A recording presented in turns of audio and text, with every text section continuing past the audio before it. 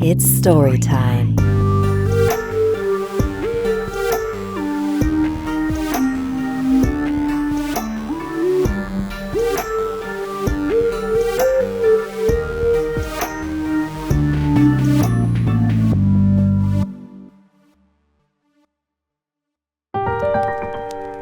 The Face Under My Bed, submitted by Aki. When I was little, I lived in a 3-story building with my dad in the city. My mom was living and working abroad. There were times when my dad would be away for work, even at nights, so I would be left all alone in that big house. To cope with my fears, I would sleep with my favorite teddy bear, Angel. One night, Angel fell from the bed. Half asleep, I reached out under the bed to fetch her.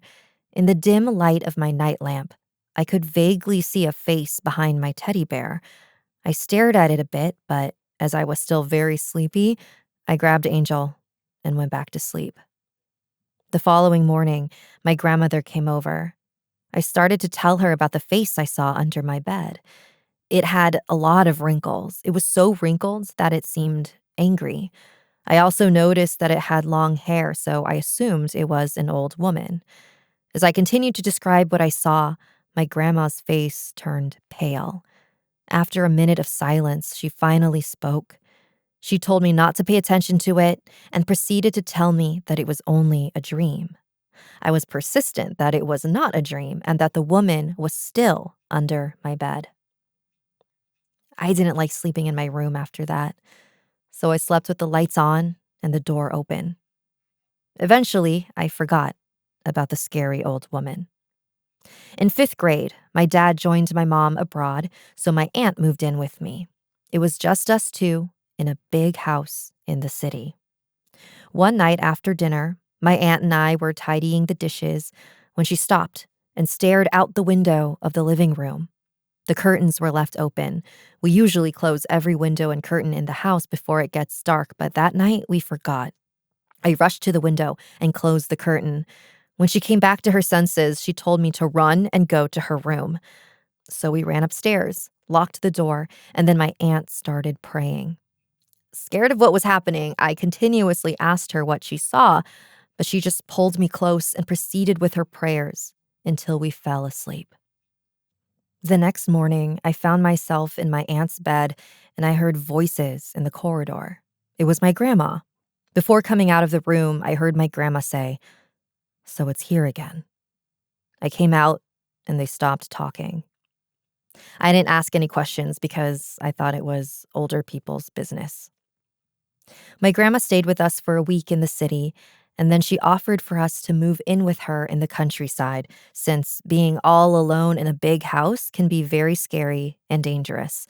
My aunt seemed really relieved to get out of that house, so even though I didn't want to go, I reluctantly agreed. This was the house I grew up in, where I shared good memories with my dad.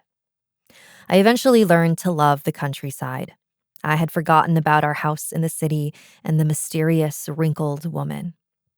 Then 4 years later, I moved abroad with my parents, leaving my aunt and grandma behind. A few days after we arrived, we received a call from my aunt. She told us that they've been hearing a woman's cry every night on the doorstep of the house in the countryside since I left. They suspected that it was the same woman who was always watching me in my sleep. I was confused. The woman who was always watching me? I asked. My grandma then explained that back at the house in the city, she and my aunt would see an old woman watching me sleep. She would always stand near your head as if she was looking down at your face, my grandma continued. My aunt then confessed that on the night we left the window curtains open, she saw an old woman standing outside. Her face was full of wrinkles. She looked angry in some way. She had very long hair, dark skin, and a round face. It sounded just like the woman I had seen under my bed all those years ago. My grandma then explained that that was why she had us move in with her, but it seemed like this woman had followed me. Suddenly, my dad spoke. "Lola Maria," he chimed. I asked what he was talking about, and he told us that our description was very similar to his grandmother who passed away before I was born. He continued, Lola Maria died before she could see you. She adored me and your mom.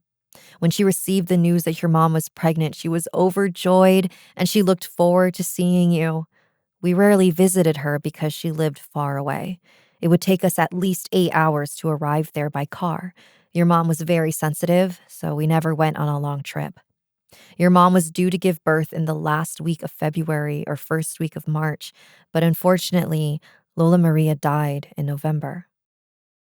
My heart broke when he told me that even in her coffin, Lola Maria didn't have the chance to see my mom and me in her belly because it was forbidden. In our province, there's a belief that pregnant women shouldn't attend wakes because it can lead to misfortune or family disasters. So my dad thinks that maybe it was Lola Maria this whole time, just wanting to see me and be near me. It's been years, and my aunt says they still hear her crying in the middle of the night right before my birthday comes. Sincerely, your adding, Aki. Thank you so much for your story, Aki. Part of me feels like maybe there's more to the story than her just being sad that she could never meet you in life, because for her to be crying so much and appearing this often, it's like she's being tortured in this realm. Do you know what I mean? And I don't know, it makes me a little bit sad that her spirit is still trapped here in a way and not able to move on. So even though in a way it is kind of sweet that she just wants to see you, she deserves to have peace. So maybe there's something that your family can do to help her move on, because it doesn't sound like she's having a good time. Thanks for joining me today. And did you know that I offer bone and tarot readings? You can schedule a session at StoriesWithSapphire.com. Salamat and good night.